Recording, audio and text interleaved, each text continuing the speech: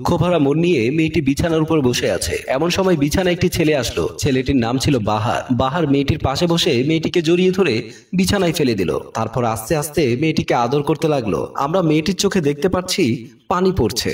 আসলে মেয়েটির চোখে সুখের পানি নাকি দুঃখের পানি, এই নিয়ে আমাদের ভাবনা। আমরা দরজার বাইরে যাকে দেখতে পাচ্ছি, একটি গর্ভবতী মহিলা কান্না করছে। গর্ভবতী মহিলাটা দরজার বাইরে কেন কান্না করছে? কি হয়েছে এখানে? কেনই বা কান্না করে যাচ্ছে? চলুন আমরা আসল ঘটনা শুনি। আমরা এতক্ষণ যে মেয়েটিকে দেখতে পেলাম, সেই মেয়েটির নাম মাহি। স্কুলে যাওয়ার জন্য রেডি হচ্ছিল মাহি। মাহি ছিল একজন সাদাসিধা মেয়ে। ঝগড়া বিবাদ মাহি কখনোই পছন্দ করতো না। মাহির মা বাবা কেউ বেঁচে নেই। মাহিকে ছোট রেখে তার বাবা মা মারা গিয়েছে। ছোট থেকে মাহি অনেক কষ্ট করে বড় হয়েছে। মাহিকে বড় করার পেছনে তার বোন রূপার অনেক হাত রয়েছে। চলুন আমরা রূপাকে দেখে আসি। খাবার টেবিলে যাকে দেখতে পাচ্ছেন তার নাম বাহার। বাহার সকালে নাস্তা করবেন বলে খাবার টেবিলে বসে আছেন। এমন সময় একটি মহিলা বাহারের জন্য খাবার নিয়ে আসলো। যে মহিলা বাহারের জন্য খাবার নিয়ে আসলো, মহিলার নাম হচ্ছে রূপা, মাহির বড় বোন। রূপা খাবার এনে খাবারগুলো বাহারকে দিয়ে পাশে দাঁড়িয়ে রয়েছে। বাহার খাবারে মুখ দিয়ে রূপাকে বলল, এটা কোনো খাবার বানিয়েছো? দিন দিন তুমি সবকিছু ভুলে যাচ্ছ। এটা কিন্তু তোমার জন্য একদমই ঠিক হচ্ছে না। আমার সাথে সংসার করতে হলে সবকিছু ঠিকঠাক রাখতে হবে।